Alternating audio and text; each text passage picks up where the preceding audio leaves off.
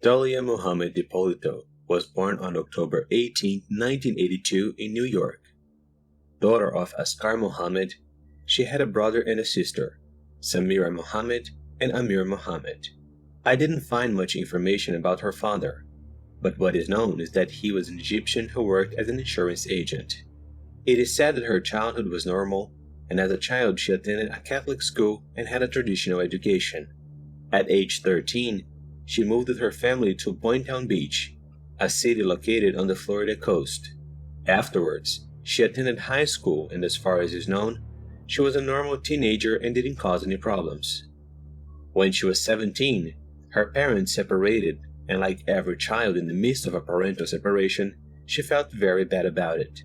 After completing high school, Dalia got her license to work as a real estate agent. However, she didn't want to pursue the career. Instead, she opted to be a call girl. Around this time, while she was working as a call girl, she met a man named Mohammed Fals Shihadeh. Mohammed was a customer of Dalia, and after a few dates they kind of became friends. It is said that Mohammed was well off and used to give gifts to Dalia almost every time they met. Sometime later, the men got married and he decided to stop seeing the young woman, but that didn't last long, and soon they started to see each other again. Sometime later, he divorced his wife and they started seeing each other even more often. In addition to Mohammed, Dalia had certain relationships with several other men, most of whom were clients. It is said that she also ran a girls' group, from which she groomed them for men and taught them how they should behave. In the year 2009, Dalia met Michael Dippolito, better known as Mike, and in just 5 days the two decided to get married. That's right, they got married after 5 days of dating. What could possibly go wrong? Before we continue, I'm going to tell you a little bit about Mike's life. When Mike met Dalia, he was already married and quickly asked for divorce so he could be with the young woman. According to sources, Mike was a guy who messed with all kinds of wrong things. He had a troubled childhood, and his parents, in addition to being alcoholics, also did drugs. As a teenager, he started dealing and ended up getting caught. He spent time in a correctional facility for juvenile offenders, and when he got out, he returned to crime. Later, he got involved in a fraudulent scheme where he convinced people to invest in foreign currencies through him, and instead of investing their money, he took it for himself. Mike managed to make a lot of money with this scheme, but he was soon discovered and ended up being arrested in March 2002. He was sentenced to 2 years in prison, but only served 7 months thanks to the prison time he had already spent while awaiting trial. Upon leaving prison, Mike resumed his life, but he would have to stay on parole until 2032 as a part of a deal, in which he should return all the money he took from people with this fraudulent scheme. I couldn't find information about how Mike started working as soon as he got out of prison, but it is said that he had a life full of luxury. According to some sources, he was involved with the mafia, and that was where his source of income came from. Like many of the men who went through Dalia's life, Mike was very generous with her. Even with a short time of marriage, he transferred part of his properties to the name of the young woman. He also gave her several expensive jewels, and even paid for her plastic surgeries, whose values exceeded $200,000. It is said that the couple's relationship was very agitated. They lived in drinking parties, meeting new people, and were hardly at home. They were also kind of obsessed with a reality show called Jersey Shore, and they really wanted to be on one of the shows one day. In the meantime, Dalia met with Mohammed Shihadeh again, and in those meetings, she spoke terrible things about Mike. She said that Mike was controlling, possessive, and jealous, and that she was in an abusive relationship that she couldn't get out of. Coincidentally, the house where Mike lived with Dalia began to be inspected by the police more frequently. We must remember that he was on parole, and it is common for the police to carry out inspections in the homes of convicts who received the benefit. But in Mike's case, the inspections had increased, and it was out of the ordinary. Later, he would discover that someone wanted to harm him, and was making false reports to the police that he had illegal things in his house. That person was Mohammed. He was trying to get Mike arrested with the intention of releasing Dalia of the abusive relationship. In his head, Muhammad thought he was a hero, a liberator of the poor oppressed girl, but in reality, he was being manipulated. Dalia even hid narcotics in Mike's car and then called the police, but it still didn't work and Mike remained at freedom. After several unsuccessful attempts to get Mike arrested, Dalia realized that it wasn't working, so she thought of something else to get rid of her husband, something far worse than sending him to prison. Shortly afterwards, Dalia met with Muhammad and told him that the only way she could get rid of Mike was to kill him. Muhammad was scared, because the plan was to put Mike behind bars and not finish him off. He never thought Dalia was able to make it this far, and he told her he wouldn't be a part of it. Although Muhammad refused to help her in her macabre plan, Dalia didn't give up and started thinking about a way to get rid of her husband. At first, she tried to poison Mike several times, even putting antifreeze in his tea. For those who don't know, antifreeze is a liquid that prevents car radiators from freezing or overheating, and when ingested for a certain time by a person, it can be fatal. However, Dalia was frustrated that it wasn't taking longer than she thought for the poisons to take effect. Tired of waiting, she again started looking for someone willing to kill Mike for a few dollars. A short time later, she found a man who said he would do the service, and the agreed amount between them was $7,000. Dalia then began to pass on various informations about Mike to this man, such as times, places he used to go, and etc. She even took him to the house that she lived with Mike, while Mike was away, to show him what it was like inside in case he was going to do the job there. After she agreed on the amount and passed all the necessary information to the man, Dalia arranged the day so that he could commit the crime. She told the man that that day she would go out and Mike would stay at home, so the man could go there and kill him. In August 2009, Dalia went to the gym, leaving Mike home alone for a few hours. Upon returning, Dalia comes face to face with several police officers who tell her that her husband was killed in a robbery at her home.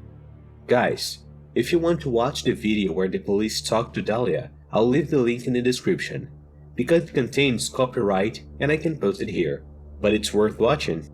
Continuing, after an acting show, Dalia was taken to the police station. At the police station, she was taken into a room and stayed in character the whole time. She would say things like Mike was on parole but that he wasn't a dangerous person, that he had been getting threats in the last few months, but she didn't know who could be responsible for the crime, and several other things. The officer then called a man who was handcuffed and asked Dalia if she knew him. This man was the killer she had hired to kill Mike, and he wasn't already in police custody. I want to know if you know this guy. Come here. Bring this guy in here. Get over here. Get over here. You know who this guy is? No. You've never seen him before? I've never seen him before. Ever. Do you know her? Put your head up and look at her. Put your head up. I've never seen him. Dalia denied her involvement in the crime, saying she had done nothing. But the officer continued to say that she was under arrest, and later she was handcuffed. You're going to jail today for solicitation of murder. You're under arrest. We filmed everything that you did, recorded everything that you did. You're going to jail for solicitation of first-degree murder of your husband. And this is when things get interesting. Mike hadn't actually been killed. He was very much alive and had spent the entire time in the next room, watching the interrogation of Dalia.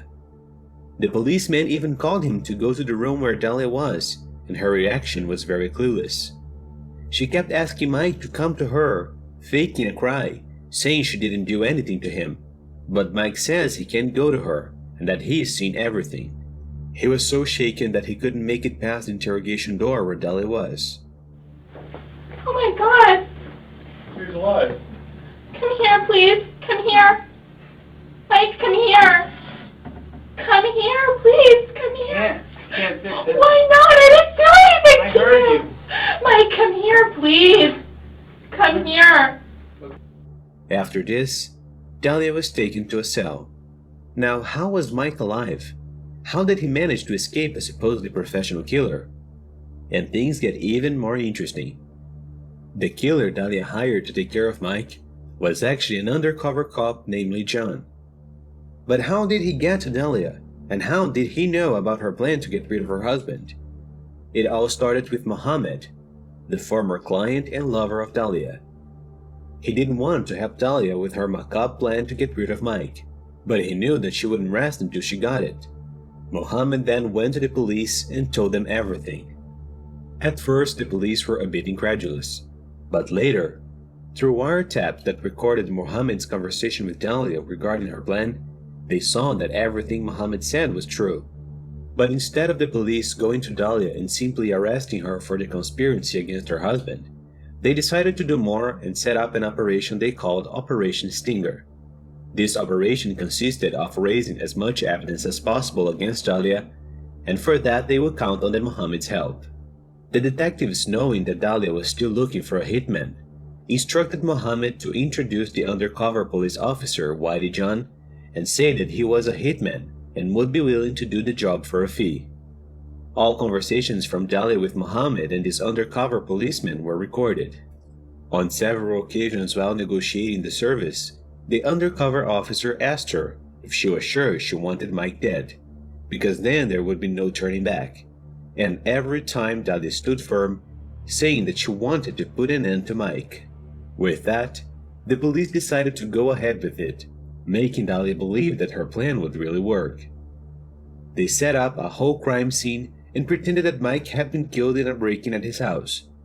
And the outcome of this whole operation is what we have already seen, and which culminated in the arrest of Dalia. Even after the police had raised several proofs, evidences and recordings in which they showed Dalia planning her husband's death, she continued to deny the allegations, saying it was all a lie and that she had done nothing. After posting bail, Dalia was released to await her trial under house arrest at her mother's home.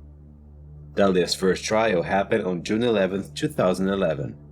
During the trial, Dalia said that the whole plan she set up against Mike was actually something agreed between them. She also said that their goal was to become famous with all that, so that they have the chance to be called to a reality show that they really wanted to participate in. Mike has hit back at these allegations and said it was the dumbest thing he's heard in his entire life. In that first trial, Dalia was charged with conspiracy to commit first-degree murder and sentenced to 20 years in prison. However, that trial was overturned, and so was her sentence. As the defense attorney argued that the Boynton Beach Police Department framed Dalia to promote themselves, due to the series of videos they posted on YouTube with the footage they took of her while she was being investigated. While awaiting another trial, Dalia remained under house arrest at her mother's home, and during the time, she began a relationship with a man named Robert Davis with whom she had a child. Many believe that Dalia purposely became pregnant to use the pregnancy to her advantage at trial. A second trial began in 2016 and was again annulled, this time for technical reasons. In 2017, the third trial took place, and in less than 90 minutes, Dalia was sentenced to 16 years in prison. The defense tried to appeal the conviction to the Supreme Court, but the request was denied. Mike Dippolito filed for divorce around the same time that Dalia was under house arrest. Today, he is known all over the country as he even given several interviews about the case. He also opened a company and started a new relationship with a woman named Gloria, and said that he has never been happier in his entire life. Mohammed False Shihadeh, despite helping Dalia a few times in an attempt to harm Mike, was not charged with any crime for later cooperating with the police. And we can say that Mike is alive thanks to Mohammed, because he was the one who went to the police to tell about Dalia's plan. On October 24, 2021, Mohammed was found lifeless in his apartment. The police didn't report the cause of death. Due to the repercussions of the case, the story of Dalia was news across the country. Seen as a disguised and manipulative woman, she was featured in several newspapers, not to mention documentaries. Today, Dalia is incarcerated at Lowell Correctional Institution in the city of Ocala, Florida, where she will remain until 2032. Alright folks, so that's it for today. Thanks for watching until the end. Best wishes, and I'll see you next time.